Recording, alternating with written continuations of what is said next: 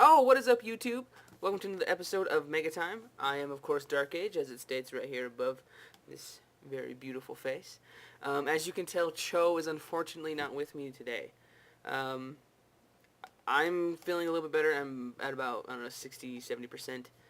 She, however, is still under the weather, and she wanted to be here. She tried. We waited to the last possible minute before, having to record to see if she was able to. She wasn't able to. So before we get started, just wanted, you guys do me a favor, leave her some love down in the comments. Tell her that, we want her back and we hope she gets better soon. Other than that, we are talking about Megaforce episode 7 today. The episode was. I actually enjoyed this episode. The episode was called Who's Crying Now? And you can kind of get a gist of what the episode is about from the title itself.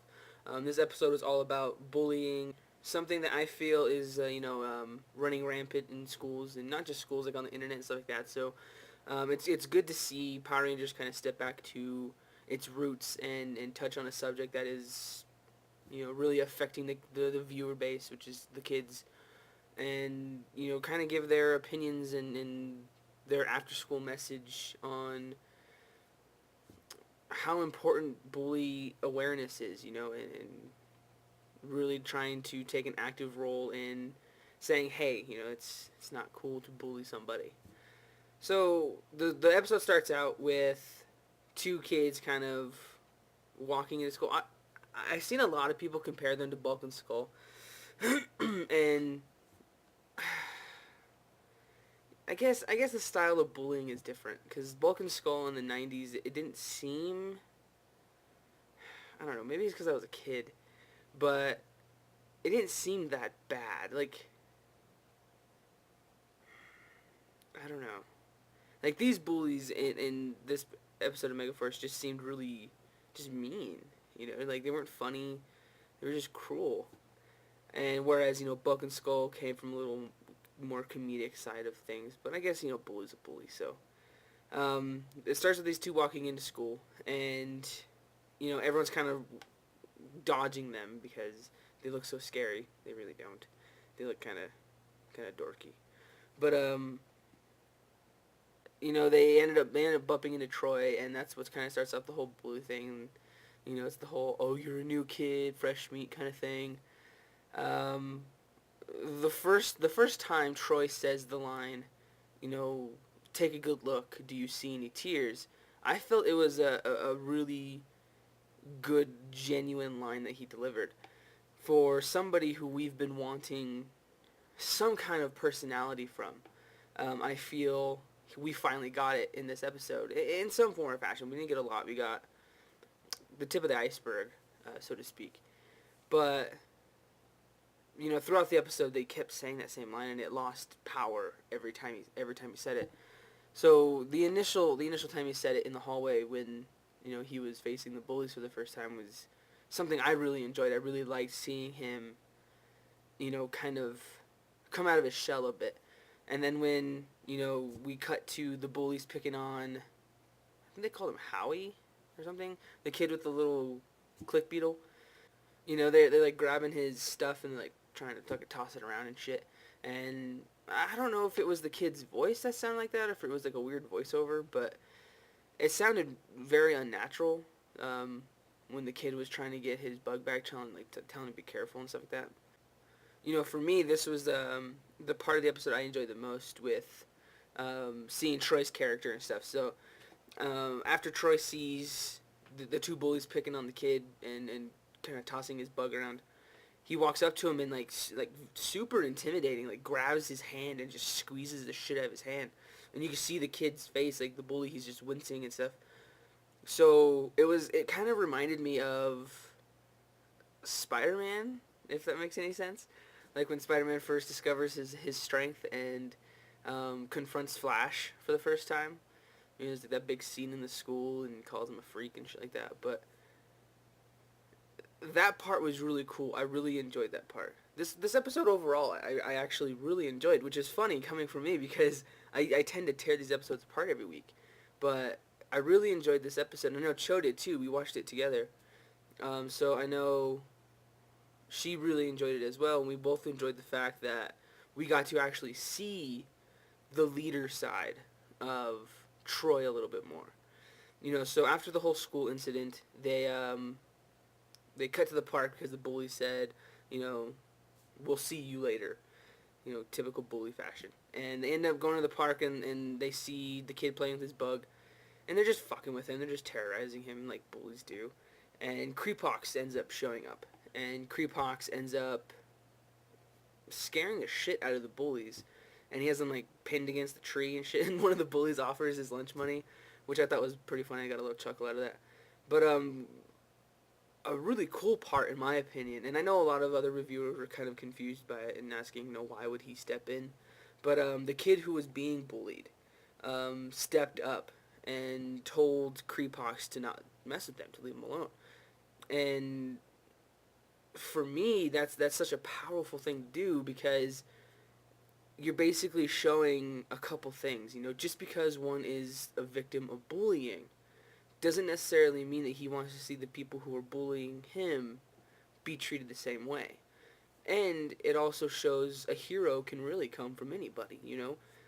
So I think that was a powerful thing to put into one of these episodes, is to just have, he didn't do much, but what if he didn't step up? The two bullies could have gotten hurt by Creepox. So that whole dynamic of, it was such a little thing too, but I really enjoyed it.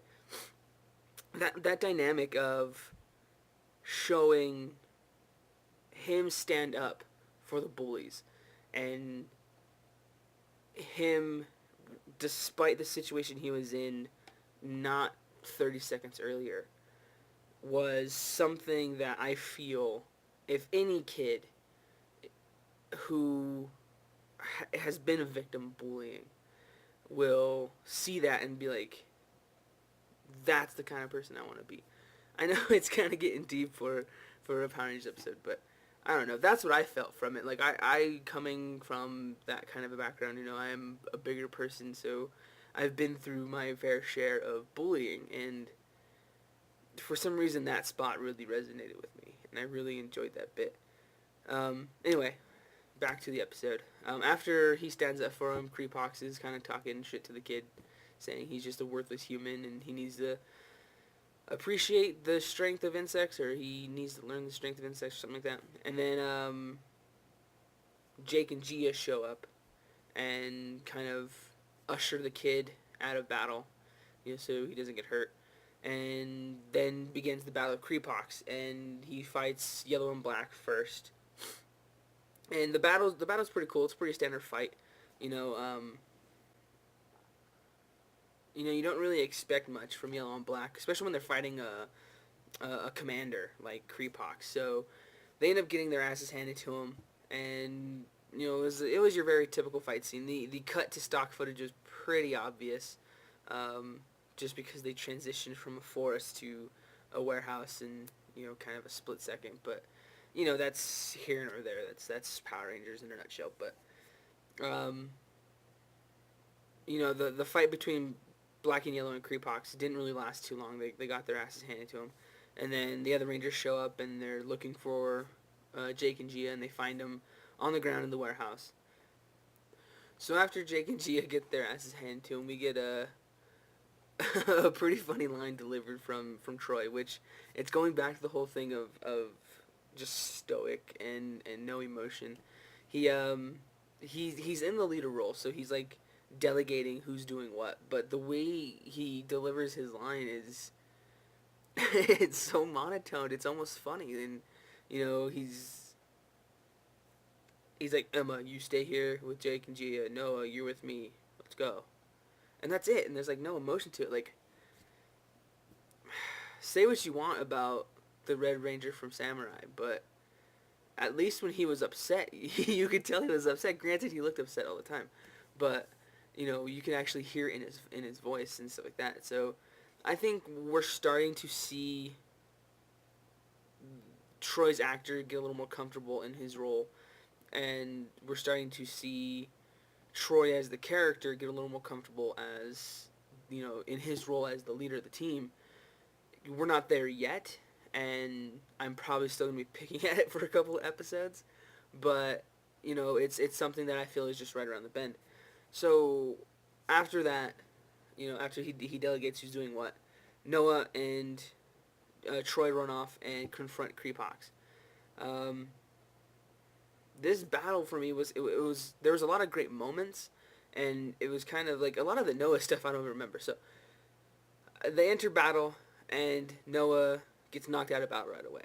So it narrows it down to Red versus Creepox, which is kind of what we all expected to see. Um, there were a few things, and this is where Troy keeps delivering the, take a good look, am I crying or do you see tears line? And each time he said it, it kind of diminishes the strength and importance it had the previous time. So, it's a pretty good fight between him and Creepox. A cool part was, where he slid like towards the camera and then he jumped up and flew towards the cliffside. That was a pretty cool shot. And another cool shot was when Troy got knocked down for the second time and he demorphed, but his sword was still out, and he ends up defending Creepox as Creepox is like trying to stab him in the face with his little Guyver-looking hook things. That's when he delivers for the final time the do you see any tears line, and the morphing sequence on that particular part was really cool. Like he does like this cool little kip up spin thing, and lands, or he morphs as he's spinning and then lands and then poses, but he didn't hit Creepox like the entire time he was doing that. So when he lands with his sword out, posing with his back facing Creepox, and Creepox just kind of looks at him. So it was like where it was really cool, it was also really awkward. Like he should have at least hit him or something, I feel. I don't know. But then, after that they end up killing, or the red ends up killing Creepox. And the mysterious general guy who kind of doesn't really look like everyone else summons the Zombats, so I'm assuming he's tight with the other general dude that uses the Zombats. I don't know what's going on there. But he summons the Zombats and Creepox grows, and then we get the big boss battle, the big Megazord fight. And the thing I thought was funny about this Megazord battle was we see Ultra, what would they call it? Like Ultra Mega Gosei Great or something like that. Something super long. But we all know it as Hyper Gosei Great from Gosei. It even says on the card. I don't understand why they switched it. I just hit the microphone. Sorry. I don't understand why they switched it from Hyper to Ultra Mega Super Duper Extraordinary blah blah blah. Like I feel Hyper would have been an awesome name for it, and I don't know. I just feel like that was a weird change, an unnecessary change. The other thing I thought was pretty funny was they gave absolutely zero fucks, when it came to explaining where Datus came from.